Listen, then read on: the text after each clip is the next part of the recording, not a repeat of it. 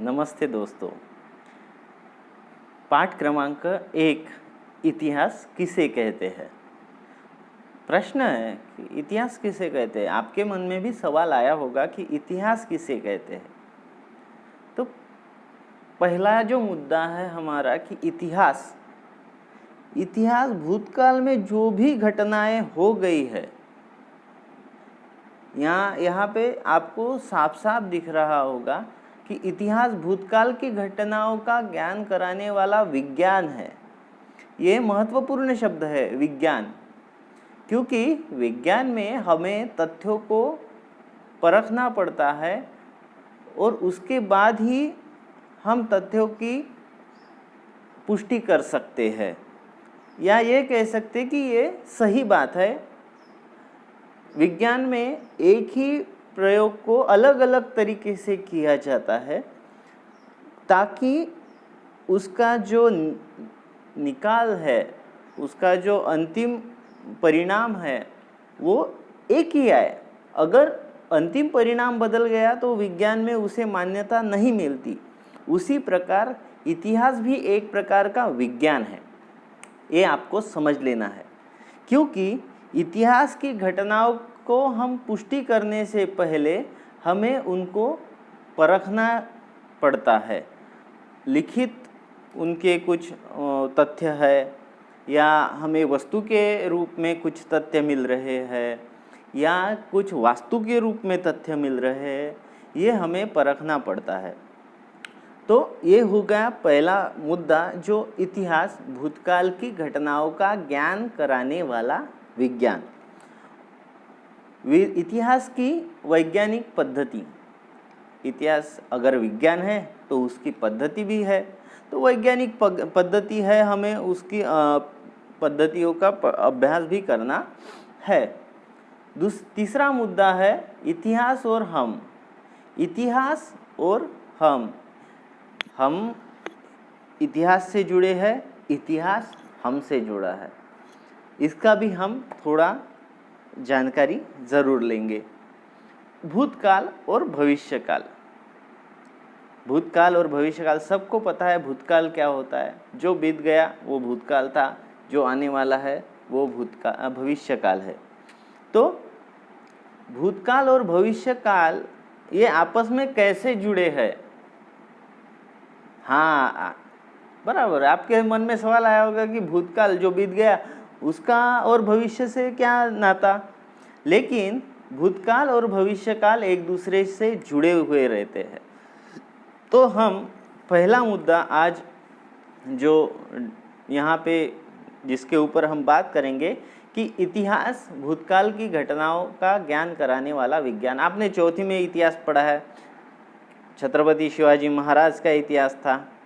आपने पढ़ा होगा कि 400 साल पहले किस प्रकार शिवाजी महाराज ने लड़ाइयाँ लड़ी, किले फतेह किए।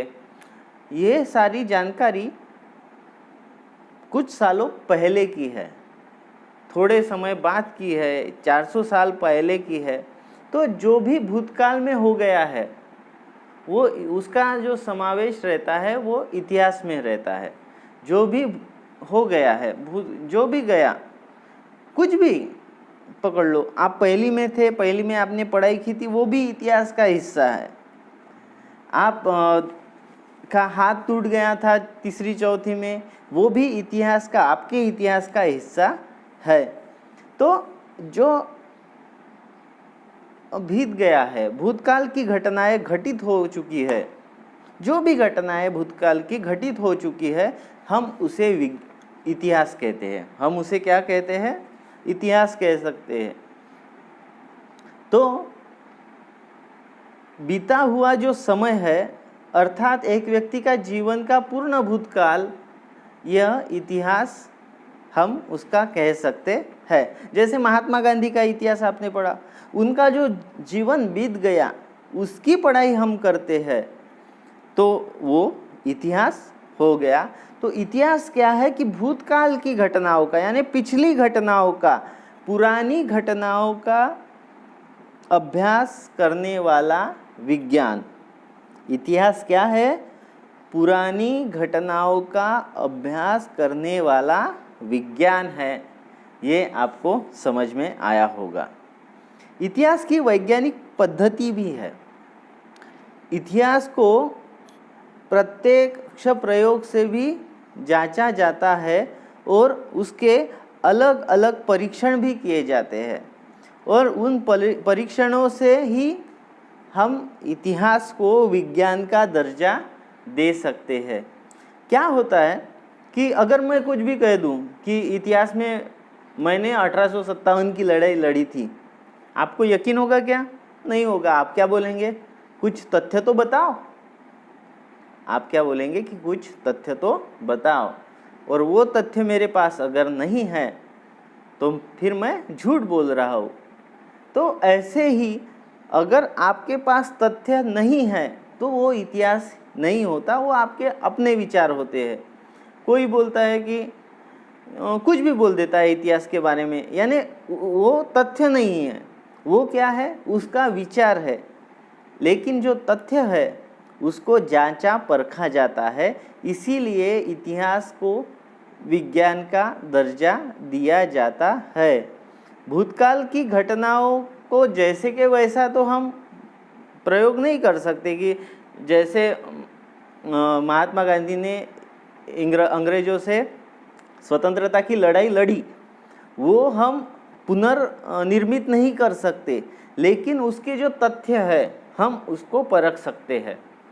जैसे अंग्रेज़ों के उस ज़माने के लेटर होंगे, महात्मा गांधी के लेटर होंगे, उस समय का कुछ दृक ऐसा यानी ऑडियो या विजुअल आपको सबूत होगा, उसका फ़ोटो होगा, ये सारी जो बातें हैं हम उससे परखते हैं। और एक बात, हम वस्तु, वास्तु और लिखित स्वरूप में से तीनों को जांचते हैं। मैंने क्या कहा? वस्तु, वास्तु और लिखित जो भी दस्तावेज है उससे हम इतिहास का निरीक्षण या परीक्षण कर सकते हैं। इसके लिए इतिहास को विज्ञान कहा जाता है, क्योंकि उसको जांचा परखा जाता है। इतिहास और हम, मैं और इतिहास, ये आपस में जुड़े हुए हैं। कैसे? अगर कुछ दिनों पहले मेरे घर पे एक कुछ सामान लाया और सामान खराब था, तो मैं क्या बोलूँगा कि नहीं, हमने उस दुकान से सामान लाया था, उस दुकान में सामान खराब मिलता है, हमें दुकान बदलनी चाहिए। ये मैंने इतिहास से मैंने बोध लिया, मेरे इतिहास से मैंने बोध लिया कि मुझे मेरी गलती दोहरानी नहीं है। हम इतिहास सीखते क्यों हैं?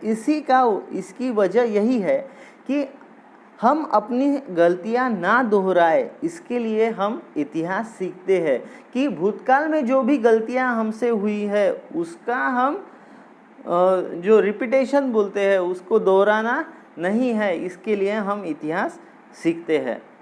और भूतकाल और भविष्यकाल, भूत और भविष्य आपस में जुड़ा होता है। भूतकाल की घटनाओं का परिणाम भविष्यकाल में आता है। आप बोलेंगे कैसे? अगर मैं भूतकाल में अच्छी पढ़ाई नहीं करता था, अगर मेरे पिताजी माताजी मुझे अच्छी तरह से नहीं सिखाते थे, तो मैं भविष्यकाल में यानी आज आपको टीचर बना नहीं दिखता था, मैं ऐसे ही कहीं पे भी भटकता रहता था। लेकिन भूतकाल में जो भी मैंने पढ़ाई की या जो भी मैंने प्रयास किए, उसका जो परिणाम है वो मेरे भविष्य में आया, और मेरा भविष्य अभी सुखद है। तो आपको भी ये समझना है कि जैसे 15 अगस्त 1947 में भारत स्वतंत्र हो गया, ये आपको पता है। लेकिन उसके पहले जो भी लड़ाइयाँ लड़ी गई महात्मा गांधी जी के नेतृत्व में, चंद्रशेखर आज़ाद के नेतृत्व में, सुभाष चंद्र बोस के नेतृत्व में, इन सभी का परिणाम जो है वो स्वतंत्रता है।